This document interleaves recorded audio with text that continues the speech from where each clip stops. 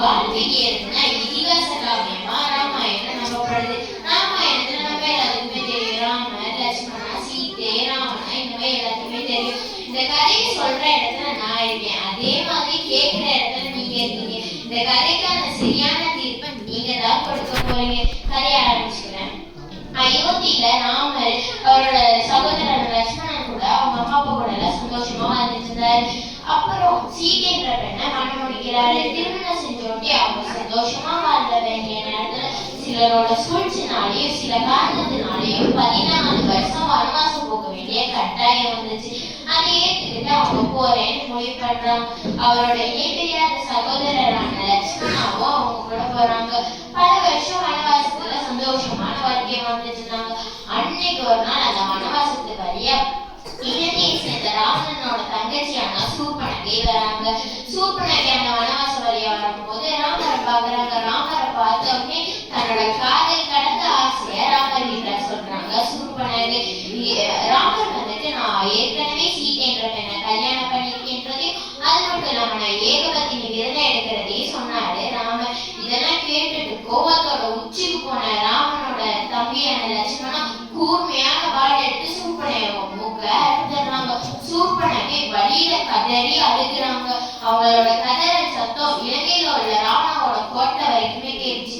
தனக்கு நடந்த இந்த கொடுமையை போயிட்டு சூர்பனகை ராவணா கிட்ட சொல்றாங்க, யார் இந்த ராவணன்? மருத்துவன், மாயக்காரன், பாசக்காரன், பராக்கிரமன், இசை பிரியனவன், பரி விரதனவன், புறமுதுகு காட்டாதவன், நெஞ்சிலும் பொருந்தியவன், தஞ்சமென வந்தோருக்கு சொந்தமென ஆனவன், மஞ்சள் இல்லாதவன், பாஞ்சிய ஒரு பகுதியை போற்றும் போற்றனவன், ஈடினே இல்லா ராவணனவன், இறைவனுக்கும் மேலான லங்கேஸ்வராகிய ராவணனவன்.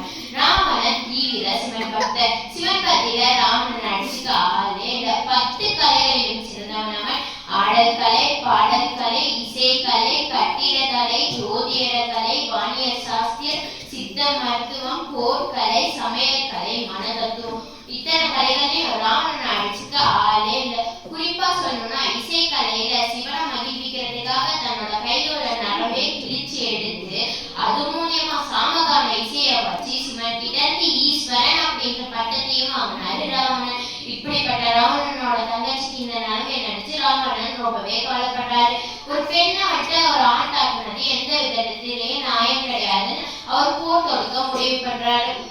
அதனால தன்னோட புஷ்பக விமானத்தில் சீதைய அசோகவனத்துல சீதைய பணத்தை வனவாசத்திலிருந்து கடத்திட்டு வந்துடுறாரு ராவணன். கடத்திட்டு வந்தோட்டி ஒரு பெண் வந்து தனியா இருக்கிறது எந்த இடத்துலயும் நியாயம் இல்லைன்னா அவரோட அசோகவனத்துல சீதையை சீதைக்காக துணைக்காக அவரோட உறவினர்களான 2 பெண்ணையும் அமைச்சு வைக்கிறாரு ராவணன். சீதை ராமரை நினைச்சு ரொம்பவே கவலைப்படுறாங்க. சீதை ராமருக்கு வந்துட்டு நான் போற திசை தெரியணும்னு அவங்களோட நகையெல்லாம் கட்டி போட்டு போனாங்க புஷ்பக விமானத்துல இருந்து. போய் இதெல்லாம் பார்த்துட்டு ராமரும் லட்சுமணாவும் கதறி அழுகிறாங்க. அப்போ நம்ம போய் சீதையை தேடலாம் முடிவு பண்ணி காட்டு வழியில நடந்து போறாங்க. அப்போ கிஷ்கிந்தியை சேர்ந்த வானர கூட்டங்களை பாக்குறாங்க. அந்த வானர கூட்டத்தோட வீரபலி அப்படின்னு நினைக்கிற வாழையை வந்துட்டு ராமர் மறைமுகமா தக்கி அந்த கிஷ்கிந்தியை அவரோட தம்பியான சுக்ரீவர்கிட்ட கொடுத்துடுறாரு ராம். சுக்ரீவர்கிட்ட கொடுத்தோட்டி சுக்ரீவர் தலைமையில வானர கூட்டங்கள் எல்லாம் போய் ராமருக்கு உதவி செய்யுங்கன்னு சொல்றாரு சுக்ரீவர். வானர கூட்டங்கள் ராமருக்கு உதவி செய்யறாங்க. கடைசியா ஒரு வழியா போய் இலங்கைக்கு போய் சேர்றாங்க. இலங்கை அங்க இருக்குன்னா அவங்க இங்க இருக்காங்க. நடுவுல ஒரு பெரிய கடை. இந்த கடலை எப்படி கடந்து போறதுன்னு தெரியாம ராமரும் லட்சுமணாவும் ஒரு பாறை ஏறி நிக்கிறாங்க. பாறை ஏறி நின்னோட்டி அப்போ ராமர் என்ன தெரியுமா சொன்னாரு, லட்சுமணா அயோத்தியை வர்ணிச்ச புலவர்கள் யாரும் இலங்கையை கண்டதில்லை போல இவ்வளவு செல்வ செழிப்போடு இருக்கிற நகரத்தின் மன்னரை நாம் பார்த்தே ஆக வேண்டும் அப்படின்னு ராமர் சொல்றாரு. அப்போ ஹனுமன் நான் போயிட்டு சீதையை பார்த்துட்டு வரேன்னு போறாரு. போனா ராமர் சொன்ன மாதிரி இலங்கையில ராவணனோட ஆட்சி காலம்னா பொற்காலம்னு சொல்றாங்க. அவங்க ஒரு படை 2 படை வைக்கல, மொத்தம் 3 படை வச்சிருந்தாங்க. யானை படை, கப்பல் படை, குதிரை படை, இப்படி பிரமாதமா இருந்தது அந்த படைகள் எல்லாம். இதெல்லாம் பார்த்துட்டு ஹனுமன் வியக்கிறாரு. கடைசியா ஒரு வழியா சீதையை பார்த்துட்டு இருந்தாரு. அந்த வானர கூட்டங்களோட உதவியோட கடலுக்கு நடுல பாலம் அமைச்சு ராமர் லட்சுமணாவும் இலங்கைக்கு போய் சேர்றாங்க. மொத்தம் அதுல முதல் நாள் போர்ல ராவனுக்கு வந்துட்டு மொத்தம் ராவணனோட சேர்த்து 4 பேர் கூட பிறந்தவங்க. ராவணா, கும்பகர்ணா, விபீஷணா, அப்புறம் சூர்பனகை, இவங்க 4 பேருமே கூட பிறந்தவங்க. முதல் நாள் போர்ல ராவணனோட முதல் தம்பியான கும்பகர்ணனை எழுப்பி விடுறாரு ராவணன். எழுப்பி விட்டாட்டி கும்பகர்ணன் வந்துட்டு அந்த போர்ல வானர கூட்டங்களே அடிச்சு துவம்சம் பண்றாரு. ஆனாலும் அவரால் ஜெயிக்க முடியல. அவருக்கு தெரியும் என் அண்ணனோட சாவு நெருங்கிடுச்சு, இருந்தாலும் நான் என் அண்ணனுக்காக போராடினாரு. கடைசியா ஒரு வழியா ராமன் மூலியமாவோ லட்சுமணா மூலியமாவோ அவரோட தலை அறுக்கப்பட்டு இறந்து போயிடுறாரு. அதே நாள் போர்ல இதெல்லாம் பார்த்து அவரோட 2வது தம்பியான விபீஷணா நம்ம எங்க இருந்தா நமக்கும் ஆபத்து வந்துடும்னு அவர் போயிட்டு ராமர் கூட போய் சேர்ந்துக்கிறாரு. சேர்ந்துக்கிட்டாட்டி அவரோட தம்பி அவரோட பையனான இந்திரஜித் அந்த போருக்கு போறாரு. அந்த நாள் போர்ல போனோட்டி அவரால் முடிஞ்ச வரைக்கும் வீழ்த்துறாரு.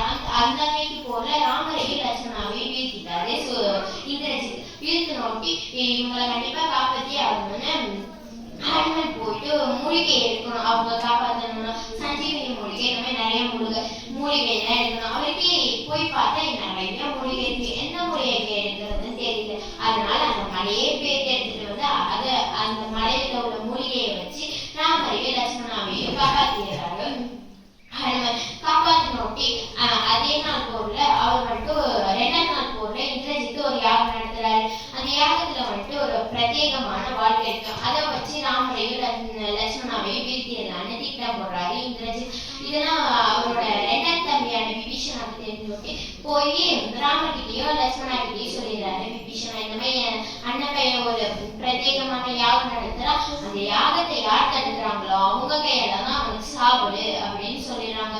அதுக்கு 2வது நாள் போர்ல லட்சுமணா தான் போய் அந்த யாகத்தை தடுத்தாரு. அந்த 2வது நாள் போர்ல லட்சுமணா மூலியமா இந்திரஜித்தோட தலை வந்துட்டு வெட்டி எடுக்கப்பட்டுருச்சு.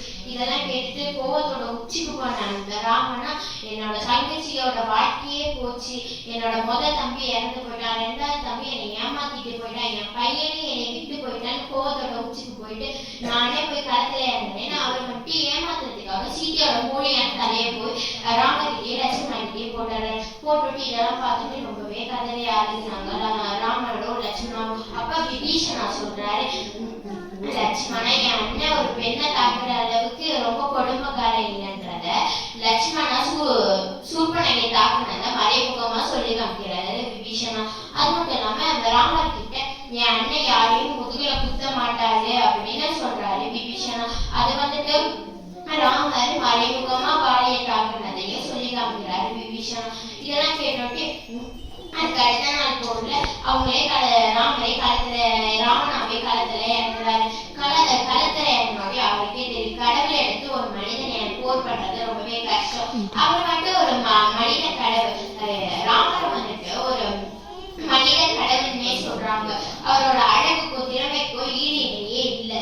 அவர்கிட்ட நம்ம சண்டை போடுறது நான் எந்த விதத்திலயும் சாத்தியமான காரியம் இல்லை அப்படின்னு அவர் நினைச்சிட்டு இருந்தாலும் போர்க்களத்துல இறங்குறாரு தன்னோட தங்கச்சிக்காக. எனக்கு போர்க்களத்துல கடைசி ஒரு வழியா ராமனா இறந்து போயிடுறாரு. இறந்து போனோட்டி அந்த இடத்துல ராமர் என்ன தெரியுமா சொன்னாரு, லட்சுமணா கிட்ட சொன்னாரு, லட்சுமணா இந்த போர்ல நீயும் நானும் சுத்தமான வீரன் கிடையாது, அதோ உங்க படுத்துச்சுக்கானே அந்த ராமனா தான் சுத்தமான வீரன், ஒரு கடவுளே எடுத்து ஒரு மனிதன் போர் பண்ணியிருக்கான் அப்படின்னு சொல்றாங்க. இப்ப நீங்க சொல்லுங்க, இந்த கதைக்கான சரியான நியாயம் யார் நல்லவர் யார்